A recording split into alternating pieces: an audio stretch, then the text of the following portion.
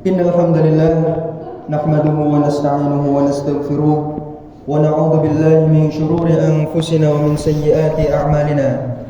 Man yahdihillahu fala mudilla lahu wa man yudlil fala hadiya lahu. Ashhadu an la ilaha illallah wa ashhadu anna Muhammadan 'abduhu wa rasuluh. Qala Allah ta'ala fi kitabihil karim. Bismillahirrahmanirrahim. يا أيها الذين آمنوا اتقوا الله حق تقاته ولا تموتن إلا وأنتم مسلمون وقال جل جلاله يا أيها الناس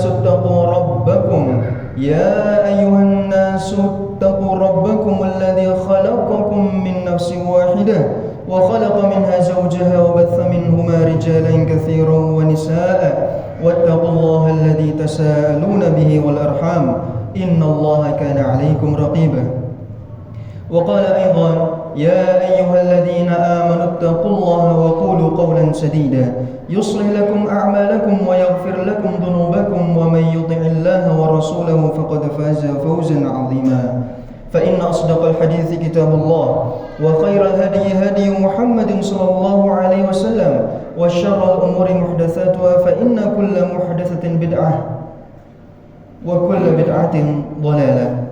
Amma ba'd jamaah sidang Jumat yang dimuliakan oleh Allah Subhanahu wa taala.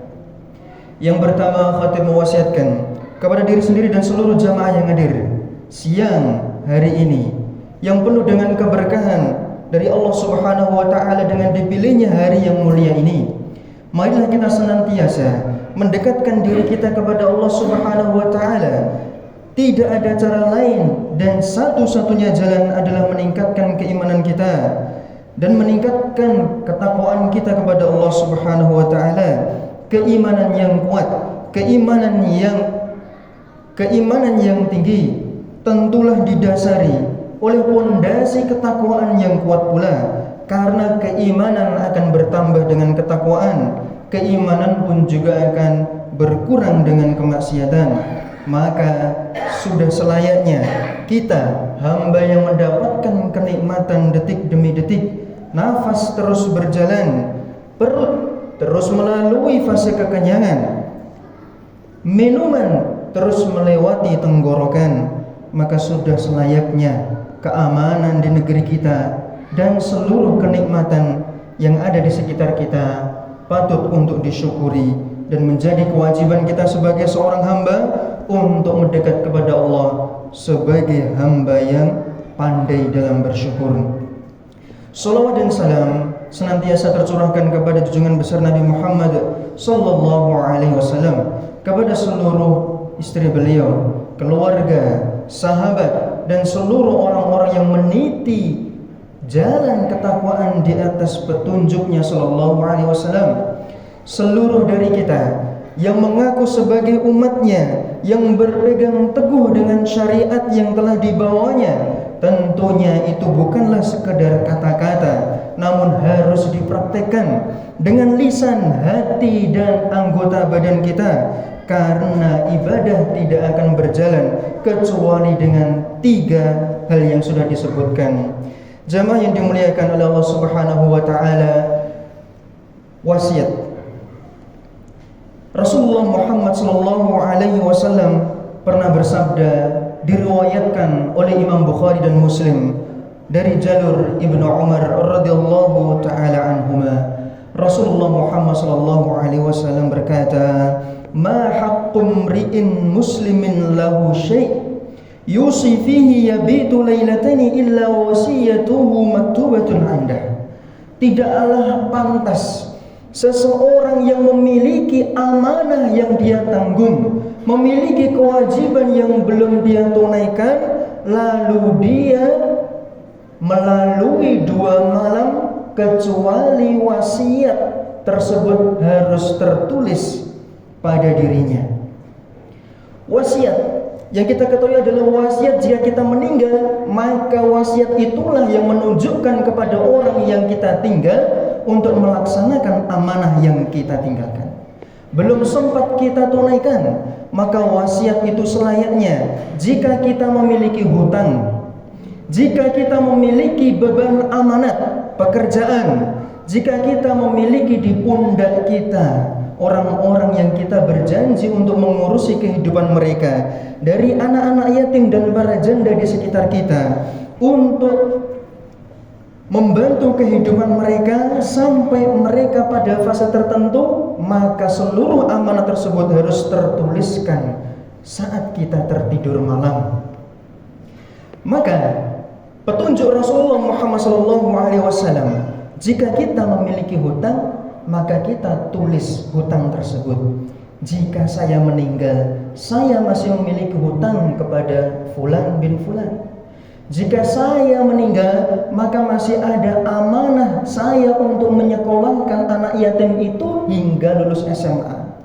Maka seluruh amanat, kewajiban itu harus ditulis sebelum kita tertidur di suatu malam. Karena kita tidak tahu sampai kapan umur kita akan terus berlanjut. Maka ini petunjuk Rasulullah Muhammad SAW kepada kita, umat muslim yang hendak tidur, untuk menuliskan apa yang perlu ditunaikan setelah sepeninggal kita jika kita sudah tiada. Dari sekian banyak pentingnya amanah, dari sekian banyak pentingnya wasiat, salah seorang sahabat Rasulullah Muhammad SAW diriwayatkan dengan sanad yang sahih dari Abu Dzar radhiyallahu taala anhu qala, amarani Rasulullah sallallahu alaihi wasallam bi sab'in. Rasulullah sebelum beliau meninggal mewasiatkan kepadaku agar aku tidak meninggalkan 7 perkara ini. 7 perkara yang seharusnya tidak hanya Abu Dzar saja yang mengingatnya lalu melakukan, namun seluruh umat, kita termasuk daripada umat Rasulullah Muhammad SAW, tentunya sangat harus memperhatikan wasiat-wasiat tersebut. Wasiat yang pertama, Rasulullah mengatakan kepada Abu Dzar dan kita semuanya, amaroni bihubbil masakin wad-dulumin.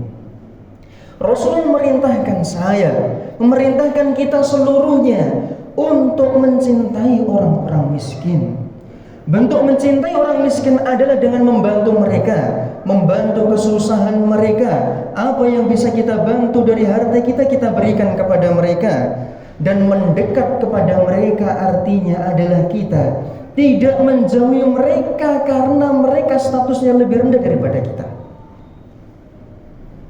Islam tidak melihat kedudukan seseorang dari hartanya. Rasulullah memerintahkan kita untuk dekat kepada mereka, berbicara kepada mereka, kesusahan apa yang mereka dapatkan, lalu apa yang kita bisa bantu kepada mereka. Lalu ternyata kesusahan itu terkadang tidak hanya masalah uang, namun ternyata kesusahan terkadang ada dalam hati.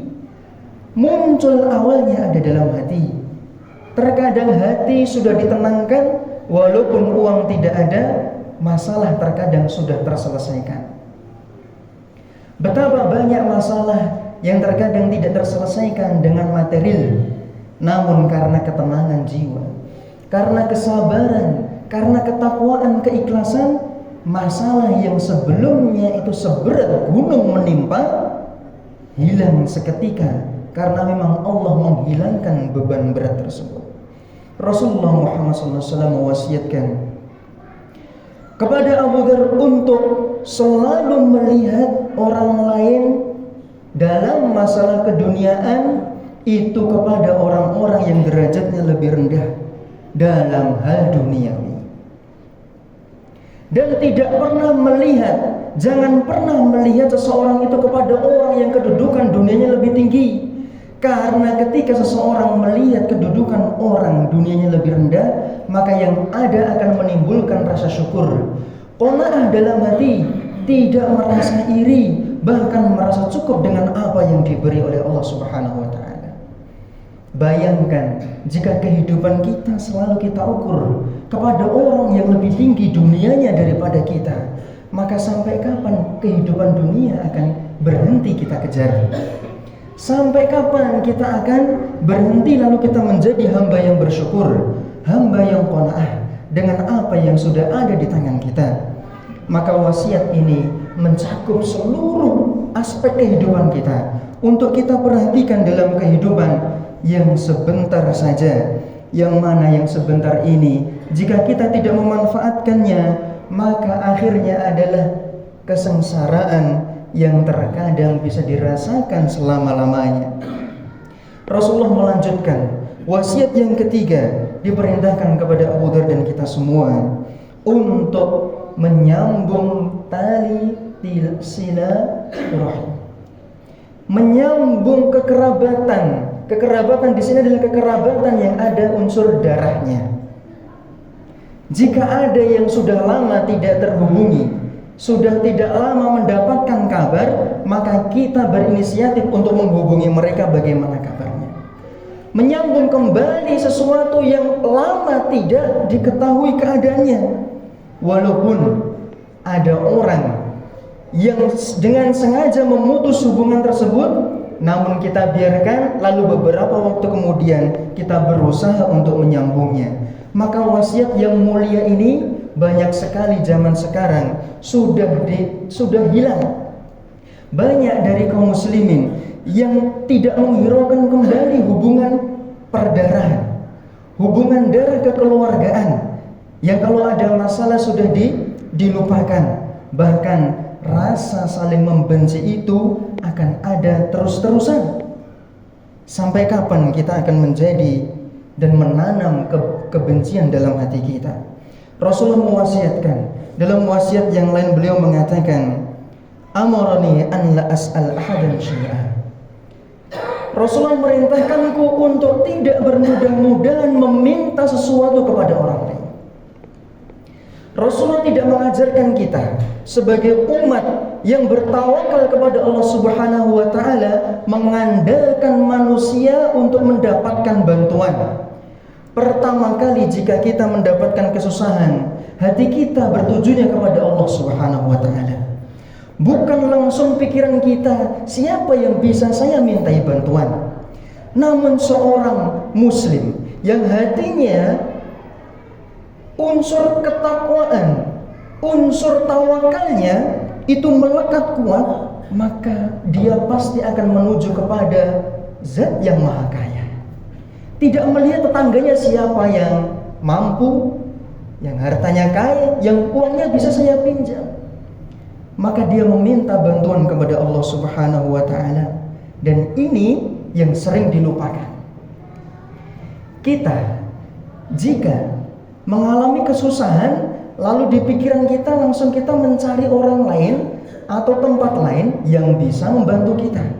Padahal satu-satunya yang bisa menunjukkan kita hanyalah Allah Subhanahu wa taala. Hati kita seringnya mentok di permasalahan dunia. Kita lupa bahwa seluruh permasalahan dunia itu diatur oleh yang ada di atas langit.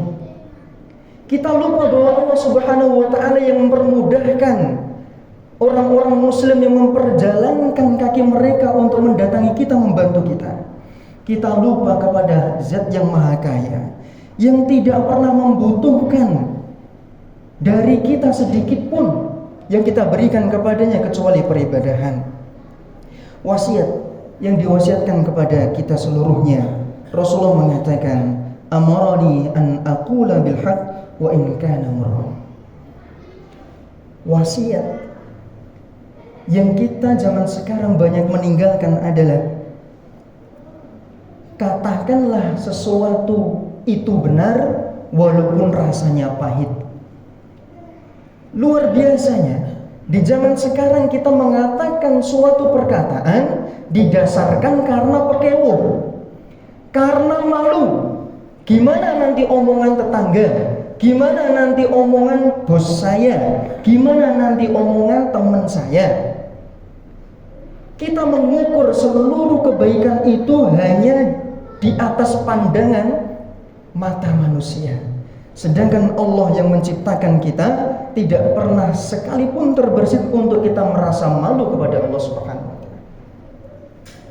Kita malu atas pandangan dan penilaian manusia, namun kita tidak pernah malu jika hal itu salah pada sisi Allah Subhanahu wa taala. Hamba seperti apa jika kita menjadi hamba yang kehidupannya dibatasi oleh penilaian orang lain?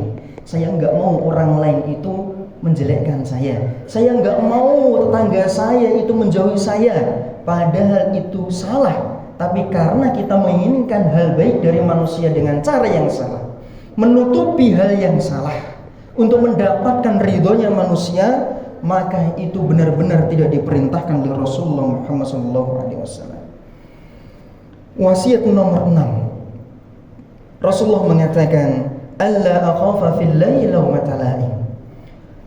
Rasulullah merintahkanku berwasiat agar aku tidak takut terhadap celaan manusia sepedih apapun omongan mereka. Sebanyak apapun celaan yang mereka berikan, maka sepanjang saya di atas kebenaran, diridhoi oleh syariat Allah Subhanahu wa taala, maka saya tidak akan peduli dengan omongan dan cibiran manusia yang lain. Saya akan terus berjalan jika saya berada di atas jalan kebenaran. Banyak manusia meninggalkan kebenaran karena malu nanti dikatakan sebagai orang yang terbelakang, sebagai orang yang kampungan, sebagai orang yang terlalu fanatik. Padahal hal apa yang lebih baik daripada kita fanatik kepada agama Islam? Udkhulu fis-silmi kafah. Masuklah ke dalam Islam dengan cara sempurna. Tidak ada cara sempurna kecuali melekat pada dirinya. Sempurna itu melakukan semua hal yang diperintahkan oleh syariat. Jika kita meninggalkan syariat karena kita takut dikatakan sebagai orang yang tidak bergaul, tidak modern, tidak berpendidikan, hanya karena kita meninggalkan syariat, maka penilaian apa yang Allah berikan jika kita mencari penilaian manusia? Wasiat terakhir dari Rasulullah Muhammad SAW, wa amarani an ukthira min qawli la hawla wa la quwwata illa billahi fa innahunna min kunuzi tahtal arsh. Wasiat terakhir, khotib berharap kepada kita semua untuk tidak melupakan satu kalimat yang mudah ini. Tidak perlu dibaca ribuan kali, 1 kali 2 kali dalam sehari. Kalau kita ingat kita baca, kalau tidak teringat besoknya kita berharap ingat. Kalimat apa itu? La haula wa la quwwata illa billah. Tidak ada daya dan upaya kecuali dari Allah Subhanahu wa taala. Betul. Bagaimana kita bisa berjalan menuju masjid jika Allah tidak menggerakkan hati kita dan badan kita? Bagaimana kita bisa mengeluarkan sedekah jika Allah tidak memberikan kita harta lalu menggerakkan harta kita untuk mengeluarkannya? Bagaimana kita bisa berangkat haji jika Allah tidak memberikan kita harta lalu menggerakkan kaki, badan kita, keinginan kita, pikiran kita untuk menuju ke sana? Seluruh kekuatan dari Allah. Hamba memilih lalu menjalankan. Sesungguhnya kalimat ini penuh dengan kelepasan, keikhlasan kita kepada Allah, bahwa kita tidak ada daya dan upaya sedikit pun. Allah lah yang memilih kita menjadi hamba yang soleh. Allah lah yang memilih kita menjadi hamba yang berilmu, yang mengamalkan ilmunya, hamba yang dekat kepadanya. Allah lah yang memilih kita dan Allah mengetahui jalan kita akhirnya. Jamaah yang dimuliakan Allah Subhanahu wa taala, wasiat Rasulullah ini 7 wasiat yang diberitahukan kepada Abu Dzar. Lalu kita mendengarnya pada siang hari ini. 7 wasiat yang mungkin tidak semuanya mungkin bisa kita lakukan, namun setidaknya apa yang kita ingat dari 1 maupun 2 kita lakukan. Karena bisa jadi yang sedikit itu Allah lipat gandakan. Dan betapa banyak orang beramal soleh mengira amalnya sedikit dan kecil, namun ternyata di akhirat dia mendapati pahalanya begitu luar biasa. Karena orang yang beramal soleh memberikan peribadatan kepada Allah, lalu orang itu menitipkan amal itu kepada Allah Subhanahu wa taala, kecuali Allah akan merawatnya dan melipat gandakan untuk hambanya sesuai dengan kadar keikhlasannya. Jamaah, sedikit tapi konsisten dan istiqomah. Aqulu qali hadza wa astaghfirullah li wa lakum wa li sa'iril muslimina min kulli dhanb fastaghfiruhu innahu huwal ghafurur rahim.